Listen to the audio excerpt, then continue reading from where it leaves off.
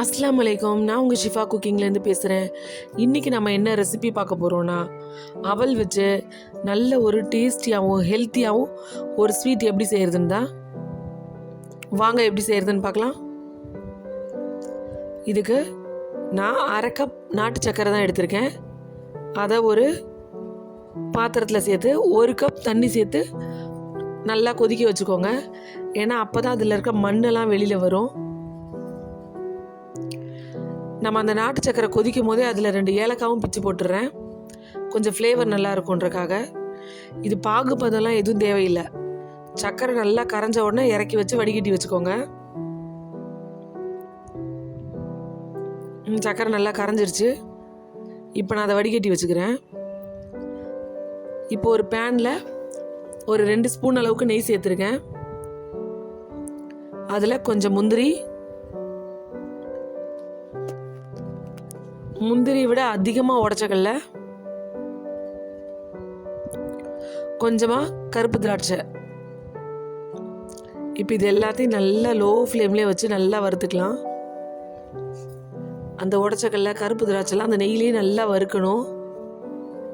அடுப்பை வந்து லோ ஃப்ளேம்லேயே வச்சுக்கோங்க.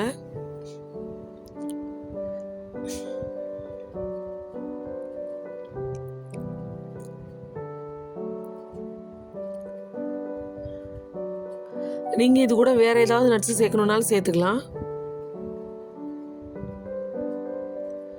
பாருங்கள், திராட்சை ஓரளவுக்கு வதங்கிருச்சு. இந்த டைமில் ஒரு 1/2 மூடி தேங்காவை சின்னதாக கட் பண்ணி அதையும் இதில் சேர்த்துக்கிறேன்.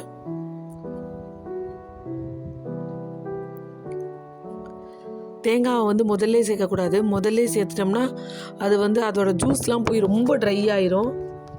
அதனால் அந்த திராட்சை பாதி வதங்கினதுக்கப்புறம் தேங்காய் சேர்க்கணும்.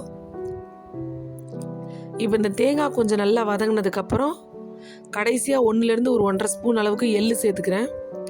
வெள்ளை எள்ளை வந்து முதல்ல சேர்த்திங்கன்னா கருகிரும்.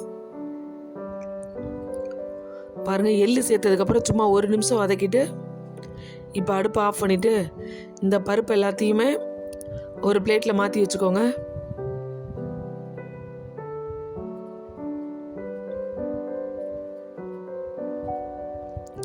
இப்போ அதே பேனில் ஒரு 1/2 ஸ்பூன் நெய் சேர்த்துட்டு நம்ம வடிகட்டி வச்சுருக்கோம் இல்லையா சக்கரை தண்ணி, நாட்டு சக்கரை தண்ணி, அந்த சக்கரை தண்ணியை இதில் சேர்த்துட்றேன்.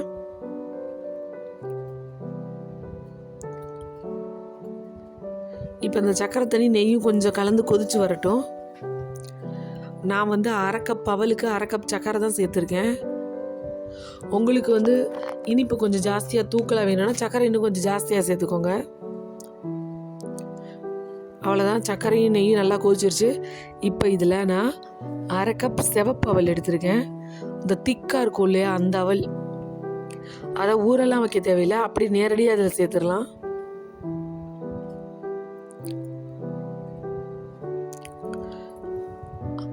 அவல் சேர்த்துட்டு நல்லா மிக்ஸ் பண்ணி விட்டுட்டு கொஞ்சம் கொதிக்க ஆரம்பித்த உடனே ஒரு மூடி போட்டு மூடிடுங்க. அப்போ தான் அந்த அவல் அந்த சக்கரை தண்ணியில் வெந்து வரும். நீங்கள் அப்படியே ஓப்பனாக வச்சு நல்லா கிண்டிகிட்டே இருந்தீங்கன்னா அது சக்கரை இருக்க தண்ணி இல்லையா, அது ரொம்ப திக்காக அவல் வேகாது.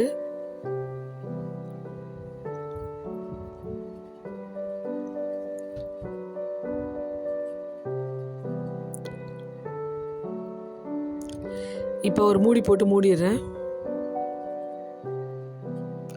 நல்லா ஒரு 5லேருந்து 8 நிமிஷம் ஸ்லோ ஃப்ளேம்லேயே வச்சுருங்க. இப்போ பார்த்தீங்களா, அவல் நல்லா வெந்திருக்கு. உங்களுக்கு பார்த்தாலே தெரியும். பாருங்கள்,